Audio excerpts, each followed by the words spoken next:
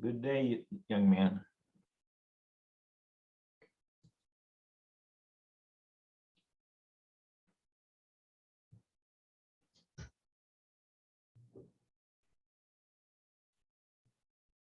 Good morning, folks. Good morning. Good morning. Welcome back. Hope you're doing okay today.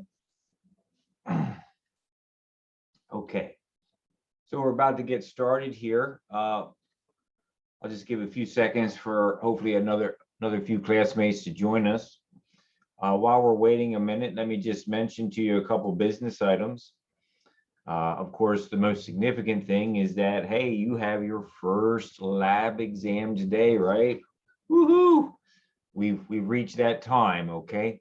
So let me just remind you today at 9:30, please log into classmarker.com and take your lab exam, okay? When you've finished your lab exam, that is the only responsibility you have for lab today. Once you submit the exam, you're free and clear for the rest of the day, okay? Nothing else you have to do today. All right, so 9:30 lab exam.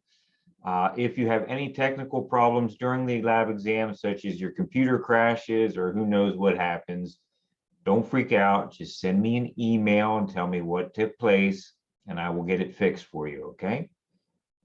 All right, do you have any questions about the lab exam that's going to happen later this morning?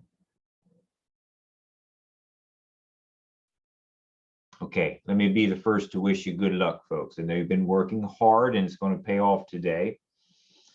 Okay. Additionally, I mentioned on Monday, from Monday's date, you were 2 weeks away from your first lecture exam. Okay, that's so that's something I wanted to show you here on Wiley Plus. Okay, so on Wiley Plus, in the lecture portion of Wiley Plus, in the Files tab, I have in fact placed the study guide for the first lecture exam. Okay, the first lecture exam study guide is now online. It has a list of vocabulary terms that you need to be comfortable with, and it has a list of various essay topics and some hints about them that you're going to want to be familiar with as you study over the next 2 weeks. The last topic listed talks about a tissue matching activity, okay? And I note here in the study guide that a practice sheet is present in the Files tab of the lecture portion of Wiley Plus. Let me show you that. Okay, so right here is the exam 1 tissue practice question. Okay, so if we load that up, you'll see this kind of thing where there's a variety of statements and you have to put down an E, C, M, or N, indicating the category of tissue that the statement belongs to, okay? I've also placed the answers upside down on this sheet so you can check yourself when you're done practicing, okay? All right.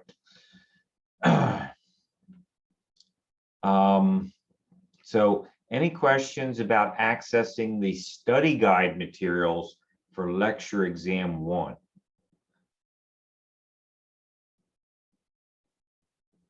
Okay, all right, there's a question to me in the chat window. So we're not supposed to join the lab Zoom link, correct? Raquel, that is correct. You are not supposed to join me, okay? You do not have to log in to Zoom for lab today. In fact, it won't even be open to you. What I need you to do is log into Classmarker at 9:30 and take your exam. Okay, for the good of everybody, any questions or problems you want to talk about?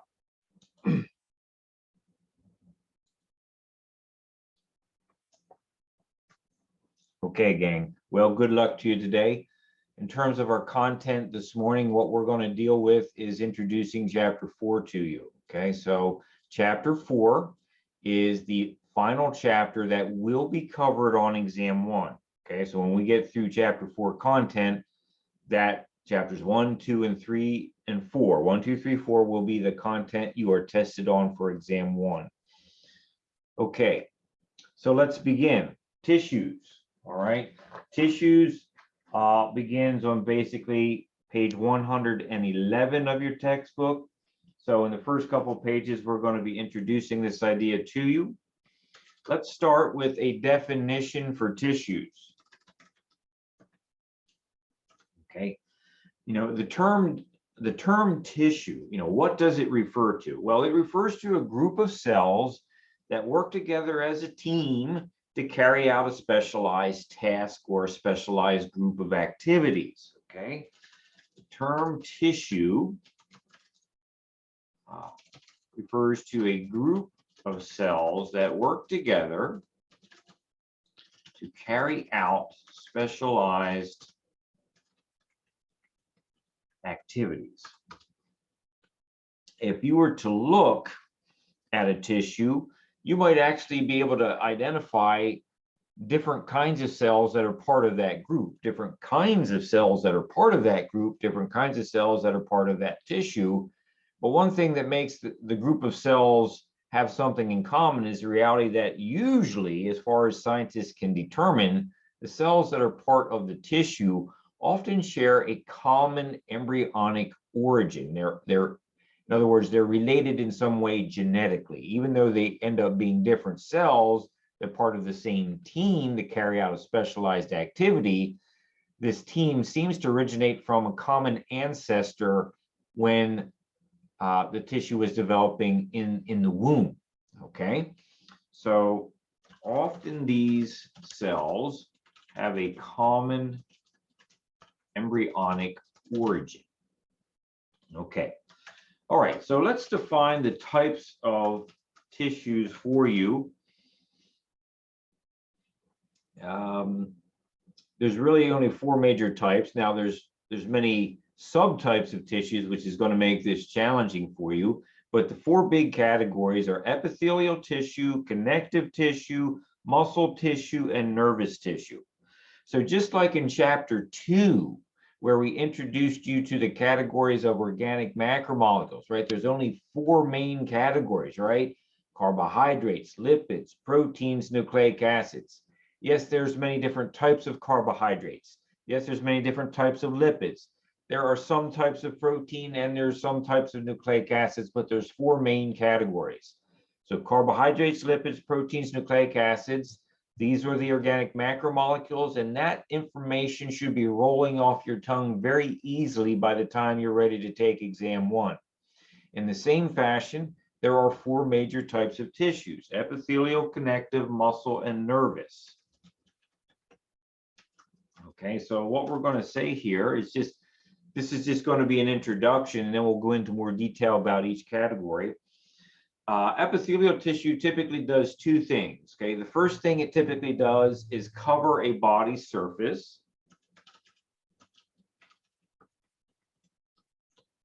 Now that surface, when people think about covering a body surface and they think epithelial tissue, they must always think about the skin, right? Think about the skin on your arm. That is a perfectly good example. But keep in mind that a surface does not have to be exterior to the body. It does not have to be on the outside. It can also be on the inside, right? Think about your garden hose that you use to water your garden or your lawn with, right? You pull out the garden hose from the side of your house. You turn on the spigot, the faucet. Water runs through the inside channel of the garden hose. And obviously the inside channel has an inside surface. Well, there's lots of tubing inside the human body, right? There's lots of things that resemble a garden hose, not the least of which would be blood vessels and the anatomy of your gastrointestinal tract, right? Think about your esophagus, think about your small and large intestine, right? So these are inside surfaces. These are structures that have internal surfaces. Those internal surfaces are lined with epithelial tissue. Okay, so let me just make comment of that. The surface can be outside the body, like skin, or inside the body, like the lining of blood vessels. Okay.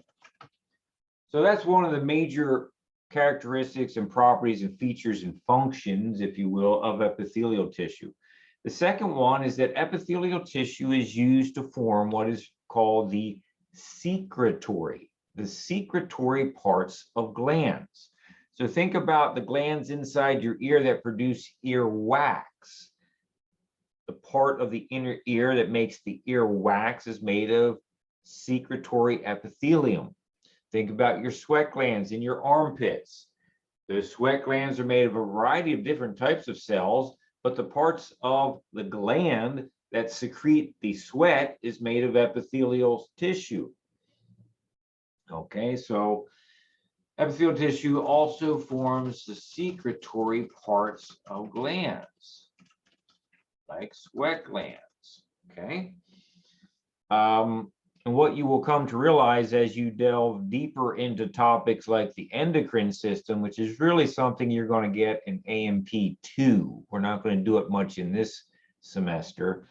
You will realize that there's lots of organs that have glandular tissue, and the part of the gland that's secreting some kind of material is almost always made of epithelial cells. For example, the heart, right? You know your heart, it's a muscular organ, pumps the blood through the body. The heart pumps the blood, but you may or may not be aware that the heart actually has glandular tissue in it that manufactures and secretes hormones. One of the most famous hormones is called atrial natriuretic peptide. It's a mouthful. The purpose of that hormone is to enable the heart to communicate with the kidneys through the bloodstream. Atrial natriuretic peptide tells the kidneys to increase its production of urine. And by doing that, you decrease blood volume, which decreases blood pressure, which reduces the stress on the heart. Long story short, the glandular tissue within the heart organ is made of epithelial tissue. Okay. All right, so you will encounter this many more times as you complete your education. Second category of tissue is connective. Okay, lots of things that could be said here, but the first thing I'll point out is that connective tissue does exactly what the word itself is suggesting. Think of the word connective, and do you notice that the word connective has the word connect in, right? I want to make that word connect boldface with IVE on the end. Connective.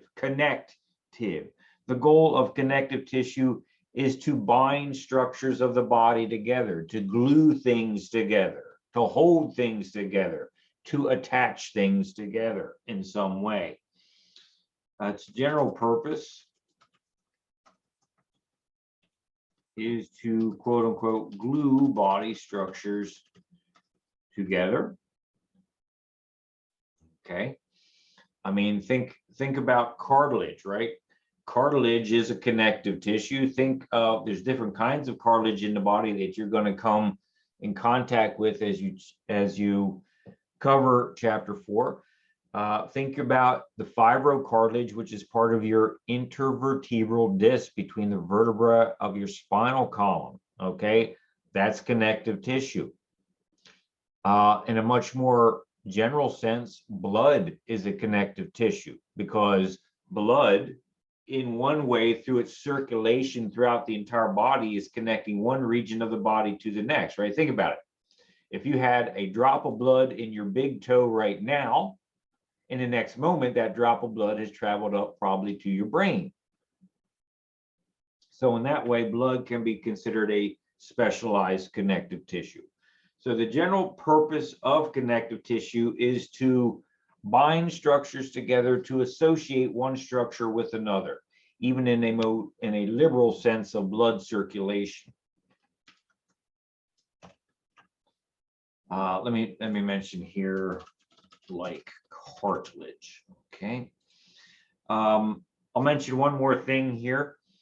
We mentioned blood. Blood has white blood cells. White blood cells are considered connective tissue cells, and they're also considered immune system cells. What I'm saying is the cells of your immune system are connective tissue cells. Okay. Many cells that function to defend the body. within the bloodstream are connective tissue cells. Okay, and keep in mind when you put a label on something in biology, that doesn't mean that the thing you've labeled only has one function. It's kind of like you, right? You are all my student, but you're also somebody's son or daughter. You may be somebody's mother or father. You might be somebody's employee. You see what I mean? You might be somebody's volunteer.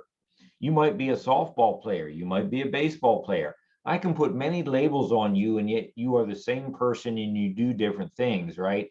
Having a white blood cell that we call a lymphocyte doesn't change the reality that that lymphocyte is simultaneously an immune system warrior and a connective tissue cell.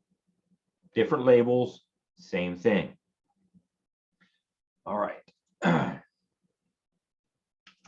Third type of tissue is muscle tissue. Okay, and that's probably one that folks are pretty comfortable with. I mean, you're used to thinking about the muscles of your arms and legs. You work out at the gym, or that sort of thing. Okay, muscle tissue is made of cells that contract and generate force to move body parts, right? By contracting my biceps brachii muscles right here in my upper arms, right, I can move my hands and things like this. Okay, so made of cells that contract and generate force to move body parts. So you can think about your skeletal muscle tissue. The muscle tissue category is pretty nice in that there's only 3 types, right? Skeletal muscle tissue, move the arms. Smooth muscle tissue, take a nice poop. Cardiac muscle tissue, squeeze the heart, push blood through the body. That's it. Smooth muscle, skeletal muscle, cardiac muscle. We'll talk more about that down the road. I do want to mention to you that for the muscle cells to contract, they have to burn biochemical fuel, energy. That's typically in the form of ATP. When you break down ATP, which is, right, ATP is adenosine triphosphate. It's a chapter 2 topic. When you break down ATP, typically you release energy, but some of that energy is heat energy. And people think, oh, well, the heat energy is just waste, but not really. The heat energy from breaking down ATP is actually used to maintain your internal body temperature, that homeostatically proper range of body temperature values that keeps you healthy. Okay, so heat energy is released to power muscle contraction, which helps maintain a proper body temperature. Okay, so right now we are just introducing these topics to you. Much more can be said about each individual topic, and we will say more in the time ahead. The 4th category is nervous tissue. Okay, nervous tissue is made of cells that allow us as organisms, as animals, to interpret the environment we are in, right? If you had a window open and you had air blowing in across your body, you would feel it and you would know, oh, there's an open window. Or if you had a window open and you heard the sound of an ambulance passing, you would hear it through the sensory mechanisms in your ear. You would hear it, so you know that there's an emergency, somebody needs medical care, right? So the nervous system is made of cells that allow us to interact and understand our environment.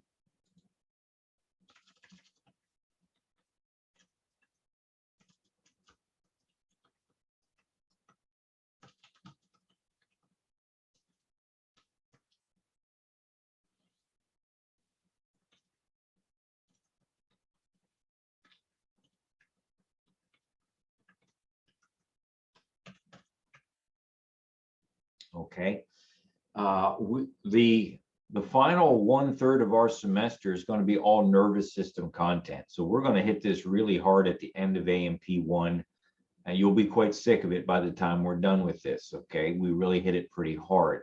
But at any rate, you know, you may or may not be aware that these cells that I'm talking about, you know, I'm talking about neurons. I'm also talking about glial cells and some other types of cells. But neurons are kind of the famous cell of the nervous system, and neurons rely typically on electrical signals, which have a special name. They are called action potentials. Sometimes they're also called nerve impulses. Okay, so the cells of the nervous system utilize electrical signals called nerve impulses to accomplish their work.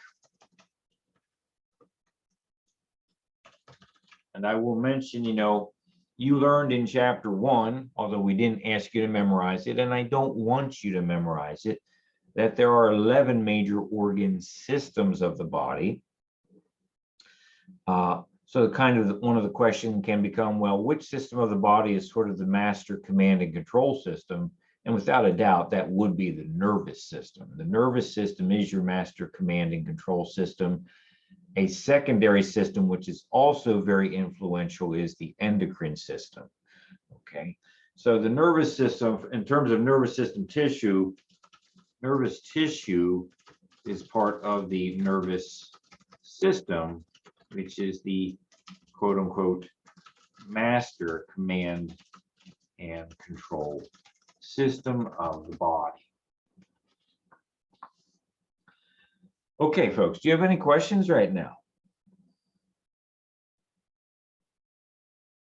All right.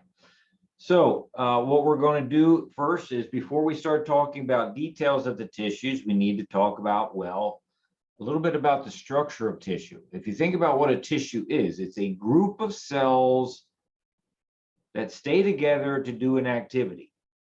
Well, what is it? What anatomical piece at the cellular level, what structure is present at the cellular level that allows cells to stay together as a group? When we were in chapter 2, we talked about molecules. Molecules are groups of atoms that stay associated because of chemical bonds.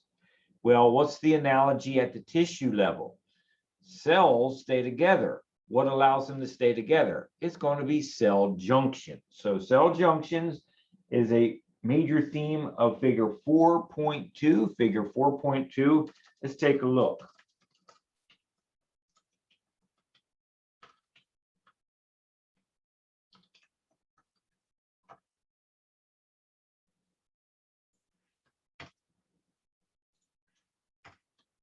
Okay, first off, let me define what I actually mean by cell junction. When we say cell junction, that phrase, we are specifically referring to points of contact between the plasma membranes of cells that are right next to each other, between adjacent cells.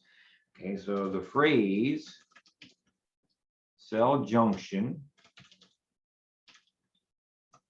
refers to a point of contact between the plasma membrane of adjacent, or you might prefer the word neighboring,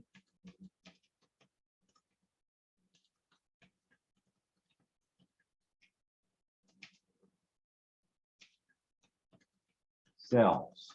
Okay. It turns out that there are basically 5 major types that scientists have identified and discovered over time. I don't expect you to be an expert on these, and I don't expect you to really memorize too much detail, but I do want to list them out in your notes. Okay. So we'll briefly cover this. First, we have the type of cell junction, which is known as a tight junction. That would be panel A of figure 4.2. Okay, let me just give you a couple talking points. Tight junctions, as you look at the picture of the tight junction in panel A, figure 4.2, you notice that they kind of make these thread-like channels that look kind of like a spider web. So they have a spider web-like appearance to them. Okay, so tight junctions are made of spider web like junctions of transmembrane proteins.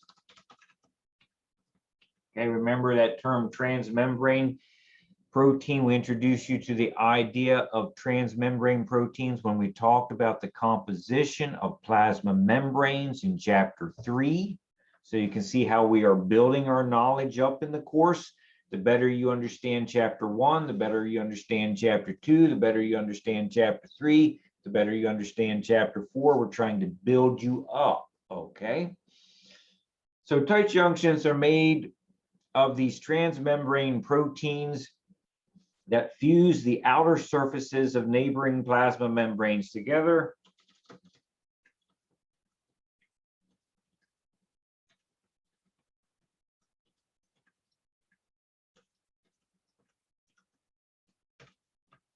Okay. The tight junctions themselves, they are able to seal, like if my left and right hands were plasma membranes of two neighboring cells, they are able to literally seal those plasma membranes so tight together that they actually prevent the passage of material in between the cells. In other words, I could not even get any water in between my hands. If I could squeeze my hands so tight together that I couldn't even get any water in between my hands, that's how tight that seal really is. And that's very useful. Think about it. Think about it. Think about your urinary bladder where your pee is stored. Isn't it a good thing that when pee is in the bladder, it doesn't generally leak out of the bladder, right? I mean, if the bladder was made of material that was kind of like Swiss cheese, you'd have pee flowing out of the bladder, and that would not only be gross, but it would set up a circumstance of horrible infection inside your body. So what we're saying here is that tight junctions create impermeable seals between cells, and typically you're going to find tight junctions used anywhere in the body, including the bladder, where you need to very powerfully control the motion of fluids. Okay. All right, so tight junctions form an impermeable seal between cells, which strongly regulates, controls the motion of liquids. Okay, you're going to find tight junctions in any anatomy where controlling a liquid is important. So you're going to find tight junctions in epithelial cells of the stomach. You're going to find tight junctions in epithelial cells of your urinary bladder. You're going to find tight junctions in epithelial cells that line your intestines, your small and large intestine. You know, any place that there's a lot of liquid that might have to move or have its motion regulated, you're going to find tight junctions, okay?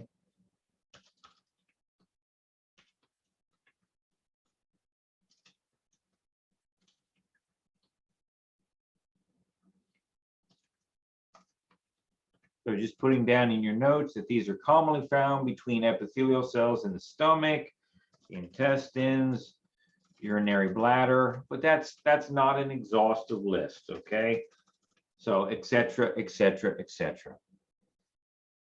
Okay. Let's continue. Please ask questions along the way if you have them. The next category of cell junction is known as an adhering junction. Okay.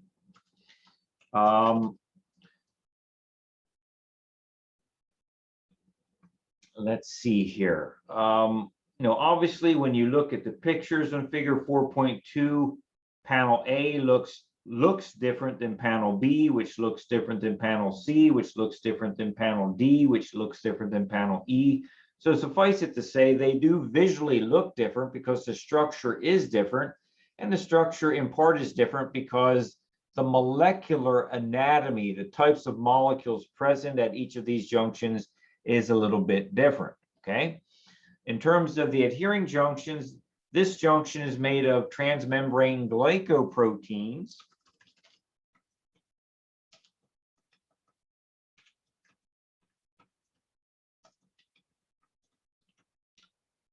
Which are, in this case, called cadherin.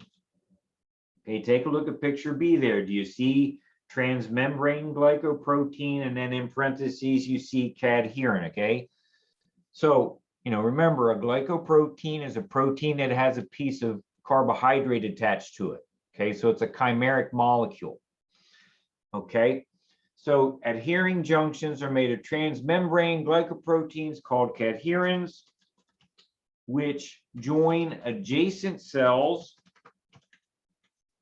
by connecting. Okay, you notice if you look at the picture, look at the cadherin, by connecting to a dense layer of proteins on the inside surface of the plasma membrane called plaque. Okay, now be very careful. This plaque we're talking about here in this picture is not, it is not the same thing as plaque you might think with, the cardiovascular system when you think about atherosclerotic plaque. That's a totally different thing, okay? So it's the same word, but it's different in this context, okay? This plaque is not the same thing as cardiovascular atherosclerotic plaque.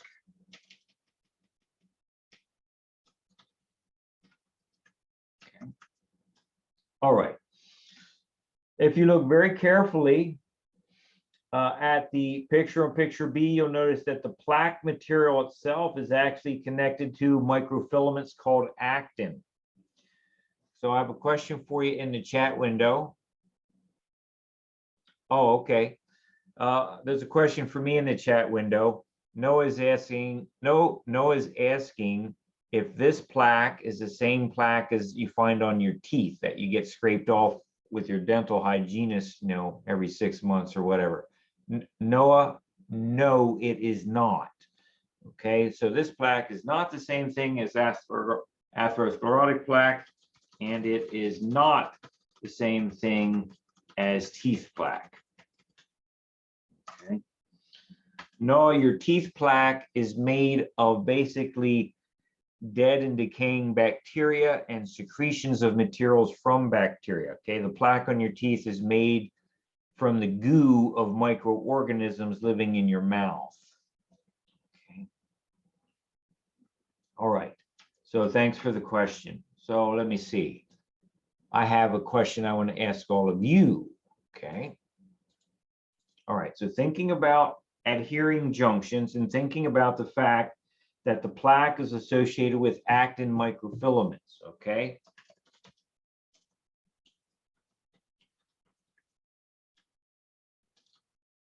Oh, sorry, I hit the return key too soon. Here we go.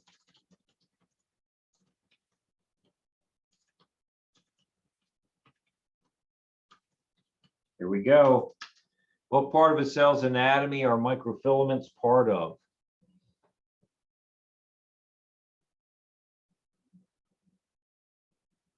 Okay, I'm just going to run with the first person's answer because it happens to be right. Thanks, Raquel.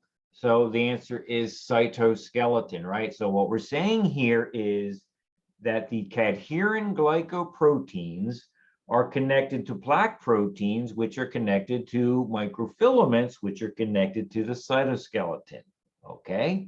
So it's all connected in there. And what that means is if you have a cell, let's say I have a cell between my hands, if this cell contracts, so my hands get closer together, anything that's connected to it on the outside as I contract is also going to get pulled along. It's kind of like when you pull on the tug of war rope, your neighbor that's right behind you is also tugging on the tug of war rope. It's all tugging together. And my point is that you're going to find these junctions in areas where muscle contraction, particularly smooth muscle contraction, is very important. There's smooth muscle contraction all throughout the body, but probably the most reasonable example to give you right now is the smooth muscle around the anatomy of your GI tract, your gastrointestinal tract. Think about it. When you swallow a piece of cheeseburger, that cheeseburger is going to go down into your esophagus. And then the circular muscle that makes up the cylindrical tubing of the esophagus is going to contract and push that cheeseburger down into your stomach. Okay. And what I'm telling you is that the smooth muscle tissue of your esophagus is linked together with adhering junctions, and it helps maintain structural stability because of that. Okay. Okay, so let's see here. I need to document these things in your notes. Okay. Adherens junctions permit the coordinated contraction of multiple muscle cells at the same time. Okay, and what I'm highlighting here is the coordinated contraction. The coordinated contraction. Okay, the adherens junctions allow for a team of muscle cells to contract in unison. That's what's necessary. Okay, so these are commonly found in the smooth muscle of the digestive system. Okay, questions, folks?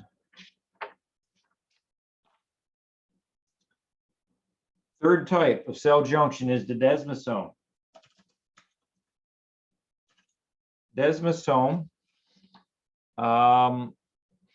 Desmosomes are actually very similar to adhering junctions, except you notice that the part of the cytoskeleton that the plaque is connected to is not actin. Okay, it's not actin. So let me ask this in the chat window.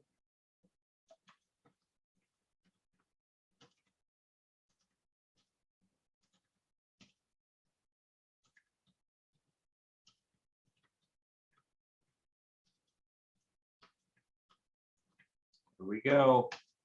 What part of the cytoskeleton is bound to the plaque in desmosomes?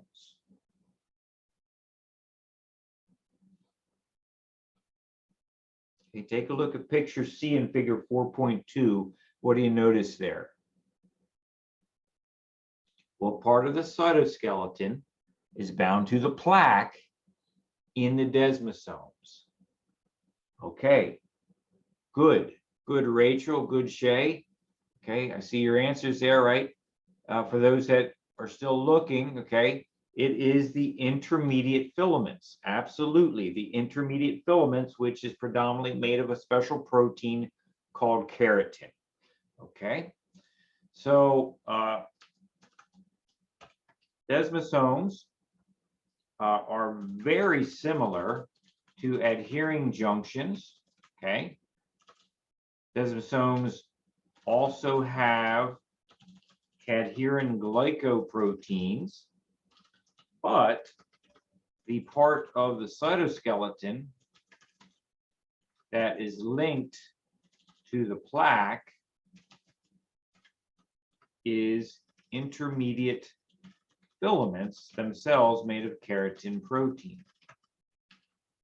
Okay, you're going to find a lot of desmosomes in your heart. For reasons that maybe aren't always obvious, the heart anatomy prefers desmosomes to adhering junctions because desmosomes appear to be even more structurally stable than the adhering junctions. The heart is a powerful organ. It's constantly contracting. Think about, from the moment your heart began to beat, before you were born, it really hasn't had any significant rest at all, right? It's not really going to get to rest until you pass away. So the heart has to be very structurally robust to handle the stress of continual repeated contraction. So desmosomes are what Mother Nature created to handle this stress. So found abundantly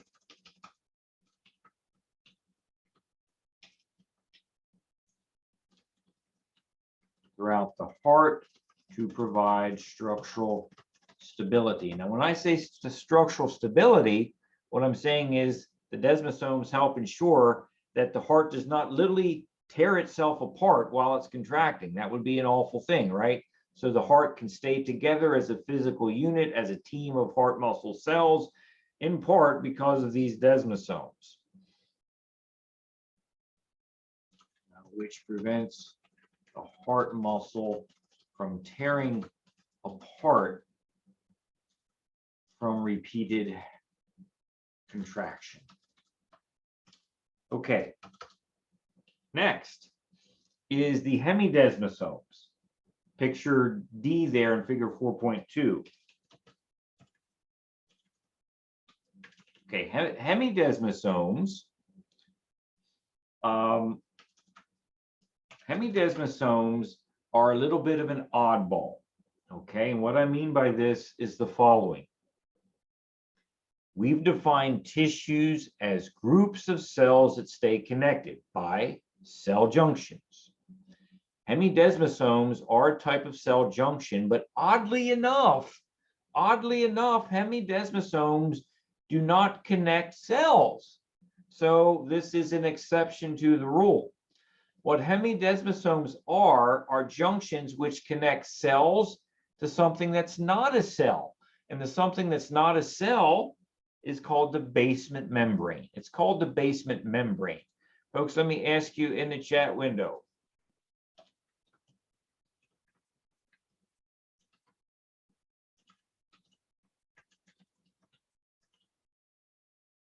There we go. What color is the basement membrane of figure 4.2? What color is it? All right, okay. So, all right, thanks Raquel, Rachel, Shay, Brittany, Karen, Layla, Kelly Lee, awesome.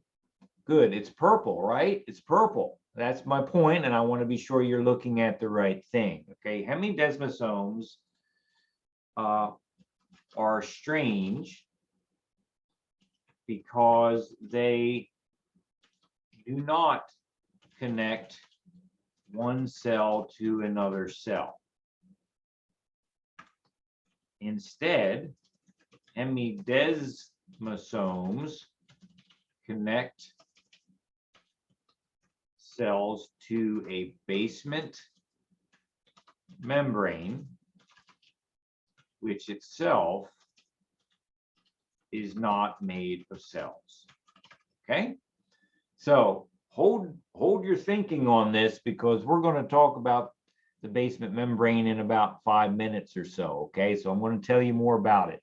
But right now we're talking about hemidesmosomes. Hemidesmosomes are not traditional cell junctions because you don't connect one cell to another cell. You connect a cell to a membrane called the basement membrane, which is not made of cells. Okay. Let's see here. You notice that the transmembrane glycoprotein in hemidesmosomes is not cadherin. It is, in fact, integrin. Okay, big deal, but there it is. You can see it. So the transmembrane glycoprotein is, in fact, different here. Okay, it's made of the transmembrane glycoprotein called integrin. And I'll tell you right now that you're going to find an abundance of hemidesmosomes in your skin, in the anatomy of your skin, okay?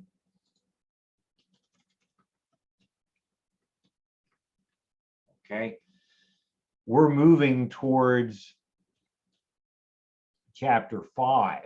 Okay, chapter 5 is the next chapter. Chapter 5 is on the integumentary system. The integumentary system includes the skin. And the skin, you know, is the largest organ of your body in terms of surface area and mass. Your skin is basically made of 2 layers of tissue, the epidermis, which is epithelial, and the underlying dermis, which is connected.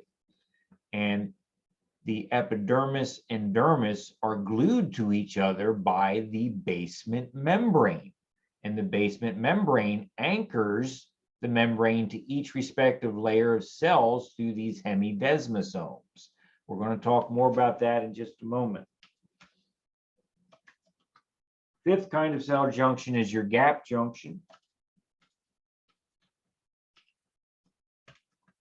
Okay, you notice the gap junction are actually, when you look at the picture, you notice these tiny little like tunnels, tiny little tunnels that are connecting neighboring cells. So these tunnels formed by linking special proteins together called connexons. Okay, so gap junctions look like tubes / tunnels / channels made from connexin proteins. And the big deal here that I'm going to emphasize with you is the gap junction is the only type of cell junction that actually permits the exchange of material between the cytoplasm of one cell and the next cell. Okay, that would be like you living in a row home where there's a wall in between your family's living room and your neighbor's living room.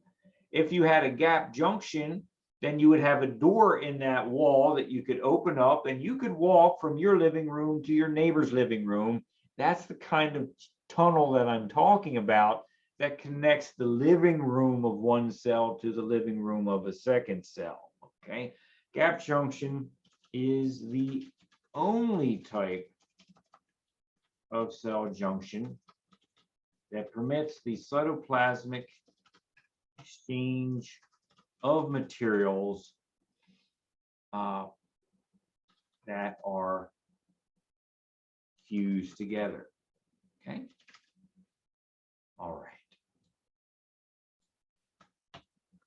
Okay, folks, so these are the 5 major types of cell junctions that science has observed, studied, documented, and you're going to find them used in different quantities in different areas of the body, depending on the needs of the anatomy, what the anatomy needs to accomplish. Okay, you're going to find, for instance, you're going to find gap junctions present heavily in areas where there does need to be an exchange of material of some kind between cells. So that's going to include nervous system tissue. You know, nervous system cells communicate with an electrical signal, and traditionally the way you pass the electrical signal from one cell to the next is through gap junctions. Also, you're going to find gap junctions abundant in the heart because the heart muscle has its electrical excitation accomplished through the spread of an electrical signal from one muscle fiber to the next. That's going to happen through the gap junctions.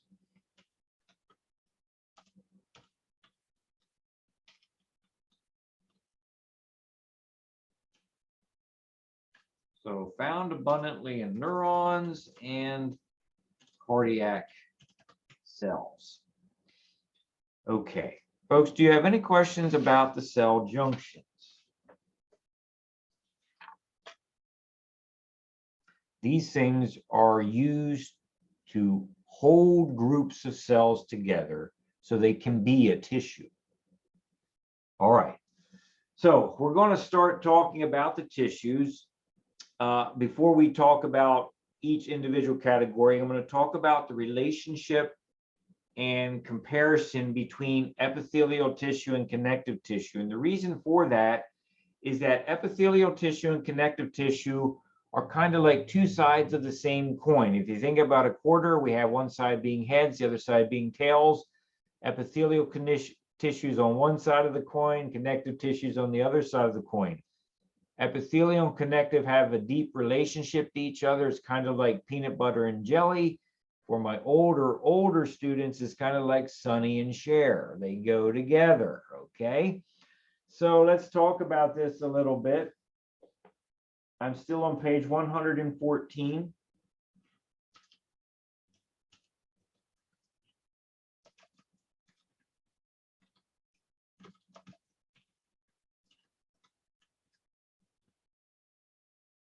Okay, let's see, it looks like I'm gonna quickly run out of space on this page, so I'm just gonna pop down to the next page here. And I'm gonna put in a table. Okay, I'm gonna draw a table here.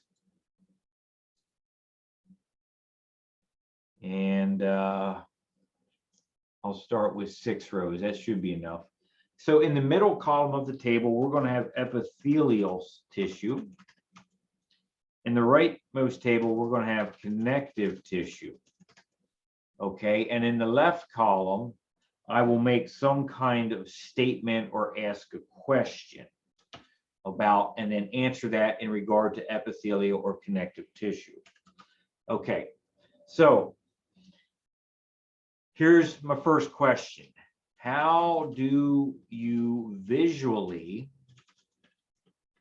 tell the difference between epithelial and connective tissue? On exam 1, lecture exam 1, I will not have any photographs of tissue and ask you to identify them. That's not going to happen on lecture exam 1. But it is going to happen on lab exam 2. Okay? So the question becomes, if you were looking at tissue under a microscope, or if in this course you're looking at photographs of tissue, how do you tell epithelial from connective? And the answer, first off, nervous system tissue is very easy to identify. It's very unique. Muscle tissue, also very easy to identify, very unique. Epithelial tissue, connective tissue can be harder to separate from each other visually because sometimes they look the same until you realize there's one very important characteristic that separates them. And that characteristic is highlighted on figure 4.3. Take a look at figure 4.3 in your book. And what I want to draw your attention to is the ratio to the number of cells compared to the amount of space between the cells.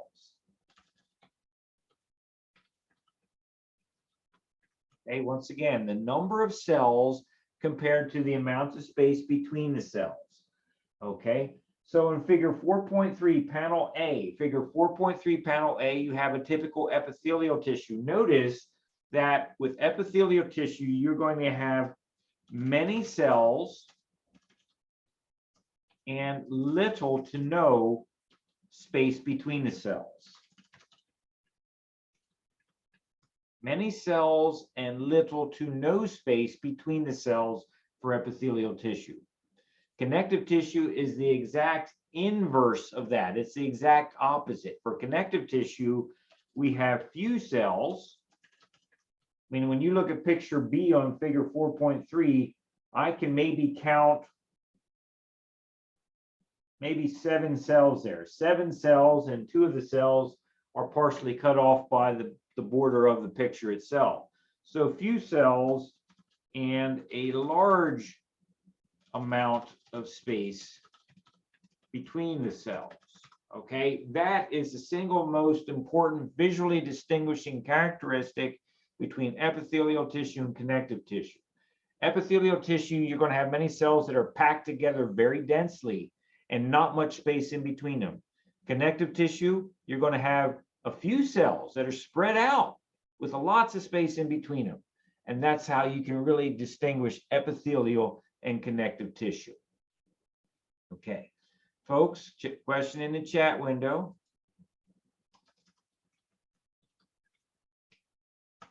Is this making sense? What I've just said about how you tell epithelial and connective apart, does it make sense when you look at figure 4.3? Okay, great. All right, next statement here in the table. Okay, are blood vessels present? Are blood vessels present? And the answer for epithelial tissue is no, they are not present. Blood vessels are not embedded in epithelial tissue. Blood vessels are present in connective tissue. Let me give you an example.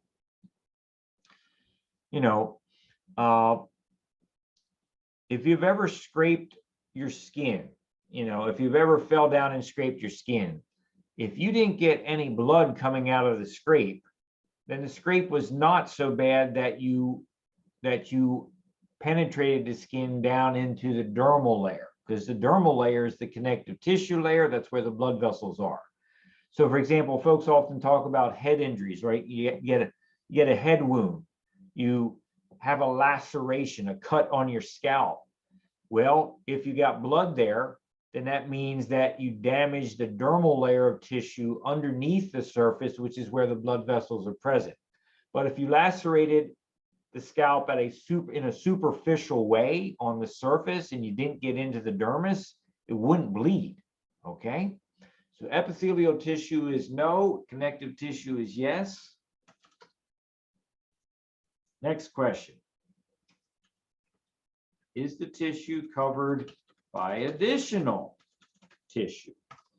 And for epithelial tissue, the answer is no, with exceptions. Okay, no, with exceptions. So think about this. The tissue that makes up your skin, is there any other tissue on top of it? Well, no, there's not. Okay, there's nothing on top of your skin. Your skin is the outer border of your body. So there's no additional tissue on top of your skin. So for epithelial, there's no additional tissue.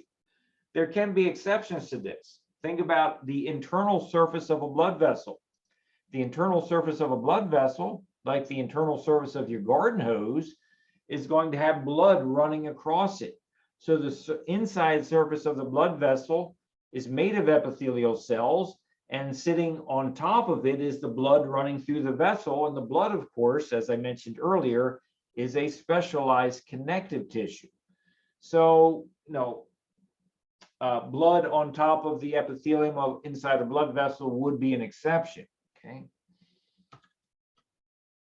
Blood running across the epithelium inside blood vessels. Okay, that would be an exception. Connective tissue. Is connective tissue covered by additional tissue? That's a big yes, because connective tissue in various parts of the body can be found covered by all 4 other categories of tissue: epithelial, muscle, and nervous.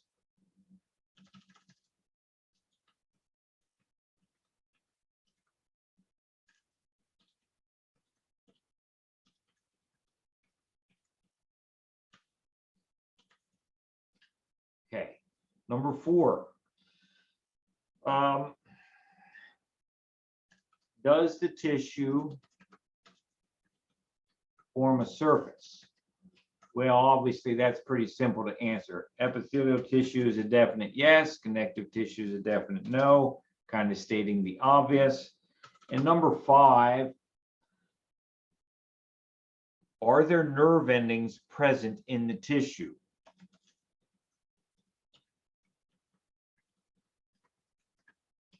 Okay, and the answer is yes for both epithelial tissue and connective tissue.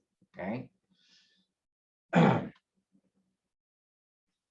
Think about it. We talked a long time ago about, walking outside on a cold winter day and feeling a change in air temperature.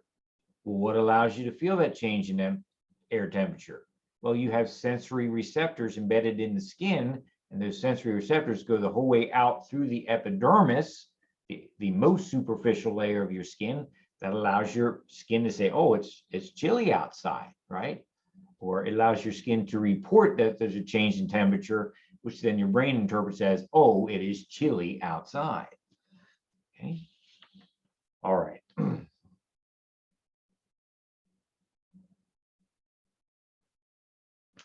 Okay, folks, do you have any questions about this table?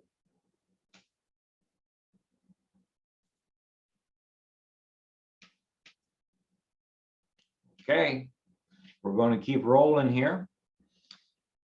All right, now we're going to start focusing on the epithelial tissue as it is introduced on page 115, and I'm going to start looking at figure 4.4. Okay. Now remember what we said, epithelial tissue's job is to cover body surfaces and form the secretory parts of glands. So right now, let's talk about the epithelial surfaces. Okay, again, I'm not going to ask you to do anything for lecture exam 1, but for lab exam 1, you might have to use some of this terminology when you're given a photograph of tissue.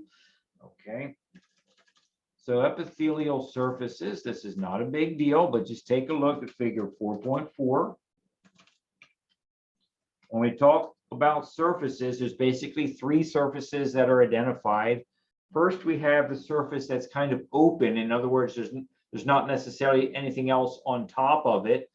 That's the apical surface, also known as the free surface. So just put your eyeball on these things as we get them into your notes.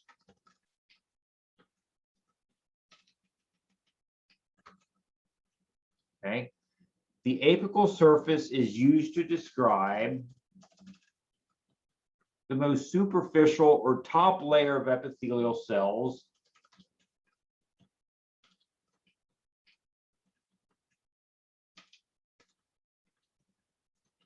that do not contact another cell. Okay, they do not contact another cell. So certainly the topmost surface of your epithelial cells in your skin, right? They're not touching anything else. They're not touching another cell. They're just exposed to the air. So inside a blood vessel, you would have the apical surface of those epithelial cells. The topmost portion of those epithelial cells are not being touched by another cell. They're being touched by the liquid of the blood plasma. Okay. So that's the apical surface. We also have the lateral surface. The lateral surface is exactly what your picture shows you. It's the space, it's sort of the vertical space between neighboring cells. This describes the surfaces of cells next to each other. Okay. We'll also mention that it's going to typically be in the lateral surface where you're going to find most of your cell junctions, right? Your cell junctions are going to be present here, tight junctions, adhering junctions, desmosomes, gap junctions. This is where you're going to find them. This is where a variety of cell junctions is located. All right, and then if we have the topmost layer, the apical free surface, where there's got to be the inner or deepest most layer, that's known as the basal surface. Okay, this refers to the deepest layer of cells, which because this is epithelial tissue, this is where you're going to find the tissue that's connected to the basement membrane. This surface is most directly attached to the basement membrane by hemidesmosomes. Okay. All right. So if that's okay with you, I mean, you can see that in figure 4.4. Now what I want to do is go in and tell you about the basement membrane. All right, so let's look at this beast called the basement membrane. Okay, the basement membrane is an interface, a zone of transition that connects epithelial tissue to connective tissue. Okay, think of it. If we think of a brick wall, you'd have a top brick, a bottom brick, and then you would have mortar in between that glued them together. Think of the basement membrane as a type of mortar that glues epithelial tissue to connective tissue. It's not literally mortar, but I'm using that as an analogy. This acts as a quote unquote mortar to glue epithelial tissue to connective tissue. Okay. When you think about membranes in this course so far, the most famous membrane we've introduced you to is plasma membrane. And as you know, the plasma membrane is made of the phospholipid bilayer. However, this basement membrane is not made of the same substance as the plasma membrane. It is a different beast. So when you hear the word membrane, most students think about lipids, and that is appropriate. But in this context, it is not accurate. Okay, so the basement membrane is not made of lipids, but is made of proteins. It's not made of lipids, it is made of proteins. And in fact, there are two layers of protein that are given special names, okay? They are the basal lamina and the reticular lamina, okay? The basement membrane is made of two layers of proteins, okay? These layers are the basal lamina and the reticular lamina, okay? Let me tell you just a little bit more here. You know, we can always get more and more detailed, can we not? And, you know, that's what makes this course so exhausting, that we can always get more detailed. But the basal lamina is an extracellular layer of protein that is manufactured and secreted by the epithelial cells above it.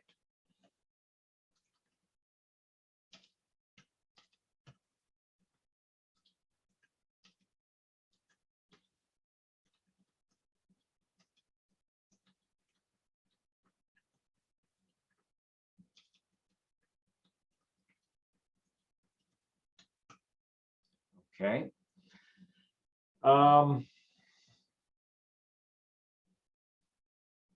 Okay, let me finish the information, and I'm going to give you an analogy to consider. The reticular lamina is an extracellular layer of protein. That protein happens to be primarily collagen, but we'll leave that out for now.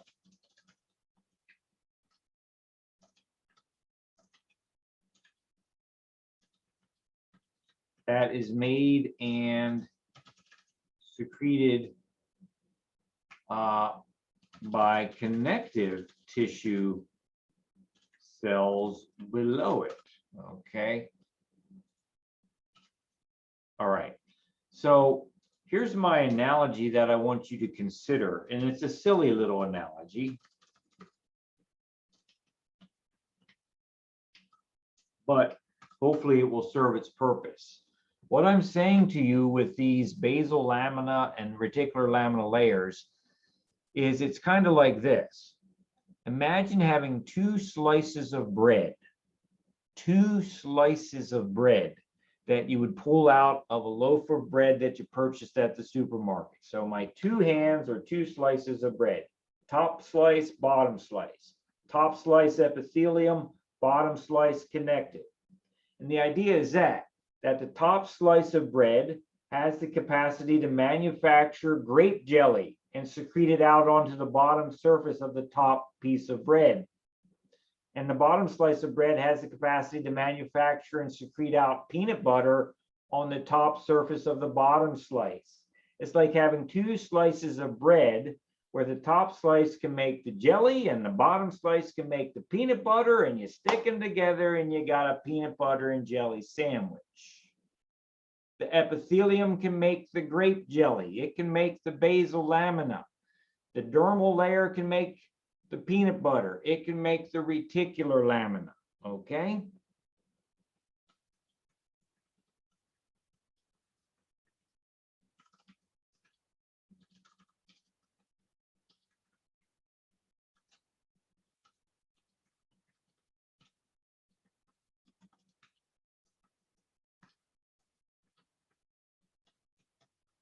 I know that's weird. It would be weird to think of slices of bread making anything, but in this case, in the anatomy of our body, the cells can make stuff. The cells of the epithelium can make material and secrete it out. that becomes the basal lamina. The cells of the dermis, the connective tissue, can make proteins and push them out. That's the reticular lamina. Okay. All right. Okay. Any questions right now?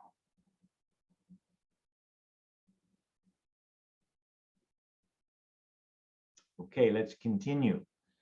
Let me just mention some functions of the basement membrane, and I'm just going to say maybe two things here, okay?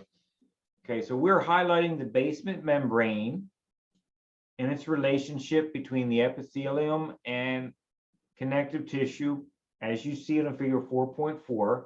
So certainly one of the primary functions of the basement membrane is to act as that mortar, that anchoring surface that joins epithelium and connective tissue.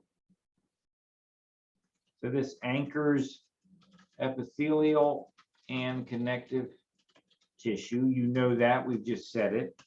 The other thing that's often not appreciated is that the composition of the basement membrane, what it's made of, the types and varieties and shapes and sizes of the proteins that are in the basement membrane enable the basement membrane to act as a sort of molecular filter.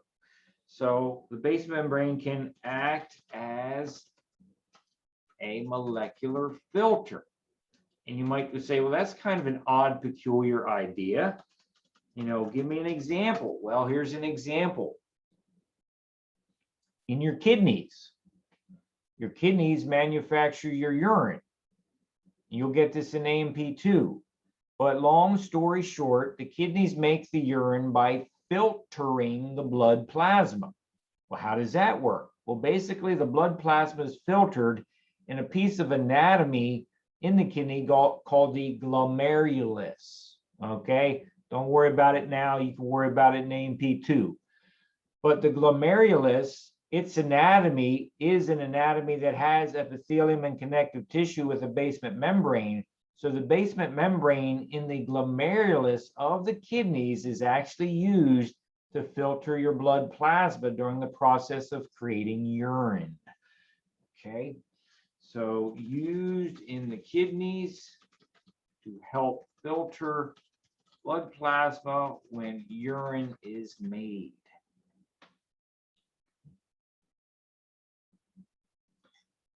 Okay, any questions? All right, we only have a few minutes. Let's keep rolling here. I'm going to turn the page in your book and start looking at figure 4.5, where we talk about classifying epithelial tissue.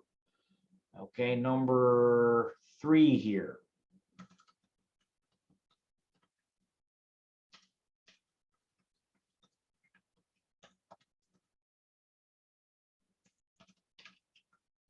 Okay.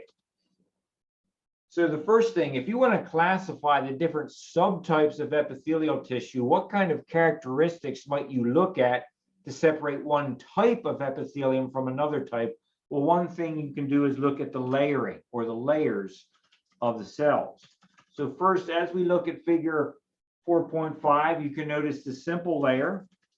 That's when you have a single layer of cells. Okay, a single layer of cells. Just take a look at table 4.1, picture A. There you have simple squamous epithelium. Okay, simple. Next, I'm going to write down stratified. Stratified is when you have multiple layers or multiple rows of cells. Okay, so you might have 10 layers. You might have 100 layers of epithelial cells. And then there's a type of layering that's kind of ambiguous and it's kind of hard to see and it's confusing at times. It's called pseudostratified. And pseudostratified, it gives the impression that it's stratified, but it's really not. It's pseudo, it is falsely stratified. So the false stratification, this is a single layer of cells that sometimes looks like it is multi-layered.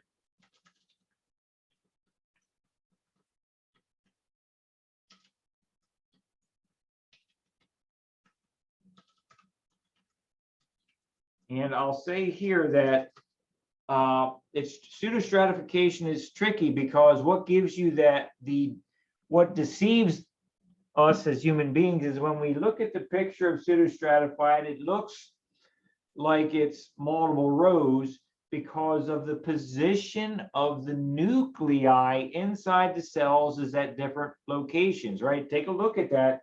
The nuclei is at different locations, which then gives a false appearance when we interpret it visually, okay?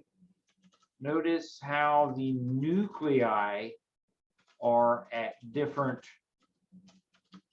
vertical positions. This leads to the false stratification effect. Okay, so you have to be very careful that you're not focusing on the nuclei, you're actually focusing on the entire cell when you do the interpretation. Okay, folks, I'm out of time and I want to honor the fact that you have an exam in 15 minutes, so I'm going to stop. Okay. All right, folks, do you have any questions before we sign off? Because at 9:30, I really need you to log into Class Marker and take your first lab exam. Okay, good luck, folks. I'll see you on Monday, okay? Take care. Have a good one. Marker. Yep, classmarker.com. Thank you. Thank you. Have a good day. You too. Thank you.